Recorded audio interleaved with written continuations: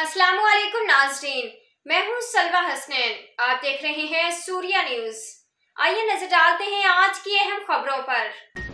Karachi report. आजिज Aslam फकीर, chairman town municipal corporation Mangu पीर हाजी नवाज अली ब्रोही ने कहा है कि पाकिस्तान में अक़लियत को जो बुनियादी हकूक़ हासिल हैं, ऐसी मिसाल दुनिया में कहीं नहीं मिलती। हालांकि हमारे दुश्मन उसके बरक्स हमारे मुल्क का ताज से गलत देने की कोशिश करते हैं, लेकिन हकीकत में उनका ये प्रोपेगेंडा बेकार साबित हुआ है और होता रहेगा।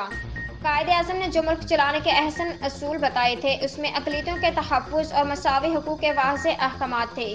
तो ये कैसे मुमकिन है कि कोई उनसे रूहगर्दानी करे? पाकिस्तान में अक़लियत सबसे ज़्यादा आज़ादी के साथ महफूज तौर पर रहती है, जबकि हमारे पड़ोसी मुल्क भारत में अक़लियतों के साथ जो कुछ हो रहा है वो सबके इल्म में है।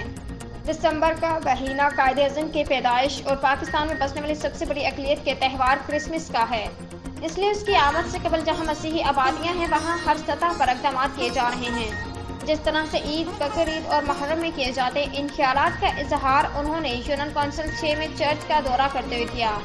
मसीही मुंतज़मीन ने उन्हें ब्रीफिंग दी और उनको ख़ुसूसी दिलचस्पी लेने पर उनका शुक्रिया अदा किया। Municipal commissioner Agha Khaliq, vice chairman Arif Rana, PS Sagar Khan, director social welfare MA Aziz भी उनके हमरा मौजूद थे।